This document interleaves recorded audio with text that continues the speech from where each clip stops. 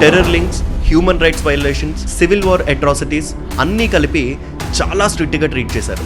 Medical supplies కూడా reach అవ్వడం కష్టమైపోయింది. షాక్ అవ్వాలా లేకపోతే కన్ఫ్యూజ్ అవ్వాలా?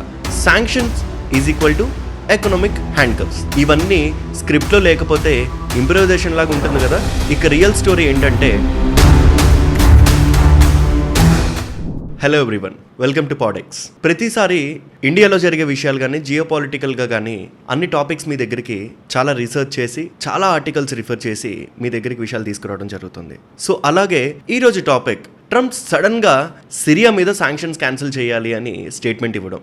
షాక్ అవ్వాలా లేకపోతే కన్ఫ్యూజ్ అవ్వాలా? క్లియర్గా అనలైజ్ చేద్దాం. ఫ్లాష్ బ్యాక్ చూస్తే యుఎస్ నుంచి సిరియా మీద శాంక్షన్స్ 1979 నుంచి ఉన్నాయి. Terror links, human rights violations, civil war atrocities అన్నీ కలిపి చాలా స్ట్రిక్ట్గా ట్రీట్ చేశారు.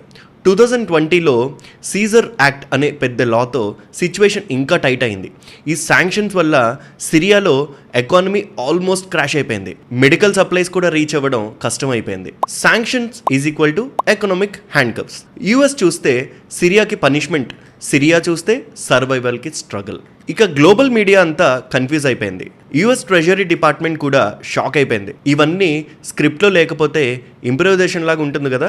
ఇక రియల్ స్టోరీ ఏంటంటే, ట్రంప్ సౌదీకి $600 బిలియన్ డీల్ ఫిక్స్ చేశాడు. Oil, infrastructure, security, big money. And సిరియాని మంచి గుడ్ బాయ్ లాగా పెట్టి మిడిల్ ఈస్ట్లో న్యూ ఈక్వేషన్ క్రియేట్ చేయడం ప్లాన్. యుఎస్ సిరియాని సాఫ్ట్ కార్నర్లో పెట్టడం అంటే రష్యా, ఇరాన్కి వార్నింగ్. జియోపాలిటిక్స్లో ఇలా నవ్వుతూ స్టాబ్ చేయడం వెరీ కామన్. సిరియాలో కొత్త ఇంటరిమ్ ప్రెసిడెంట్ అహ్మద్ అల్ షరాకి ట్రంప్ సపోర్ట్ ఇస్తున్నారు. మేబీ న్యూ లీడర్షిప్ని బ్యాక్ చేయాలని అనుకుంటున్నారా? ఇందులో ఇండియా పాయింట్ ఆఫ్ వ్యూ ఏంటి?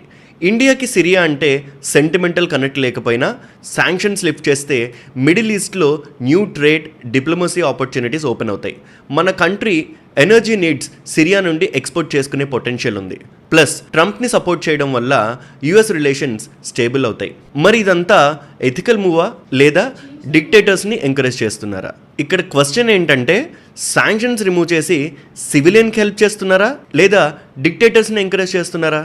సిరియాలో లక్షల మందికి వార్ జోన్లో మెడికల్ సపోర్ట్, ఇన్ఫ్రాస్ట్రక్చర్ అన్నీ బ్లాక్ అయిపోయాయి. శాంక్షన్స్ వల్ల కామన్ పీపుల్ చాలా సఫర్ అవుతున్నారు. కానీ కొందరేమో వార్ క్రైమ్స్కి బాధ్యత తీసుకునే వరకు శాంక్షన్స్ లిఫ్ట్ చేయొద్దు అని అంటున్నారు. So truth is very tricky. ట్రంప్ని క్రిటిసైజ్ చేయడం ఈజీ, బట్ ఈ టైంలో అయినా సరే పీస్కి ఒక స్మాల్ ఛాన్స్ ఇవ్వడం స్మార్ట్ మూవా? మీ ఒపీనియన్ ఏంటి? శాంక్షన్స్ లిఫ్ట్ చేయడం రైట్ మూవా? యుఎస్ ఇంట్రెస్ట్కి వర్కౌట్ అవుతుందా? ఇండియాకి ఇవన్నీ ఎలా ఇంపాక్ట్ చేస్తాయి? కమెంట్స్లో తప్పకుండా చెప్పండి. And if you like our analysis ఒక చిన్న షేర్ కూడా చేయండి. అండ్ ఫాలో పాడెక్స్ for more real, raw and unapologetic conversations. సర్వే జనా సుఖినో భవంతు. జై హింద్.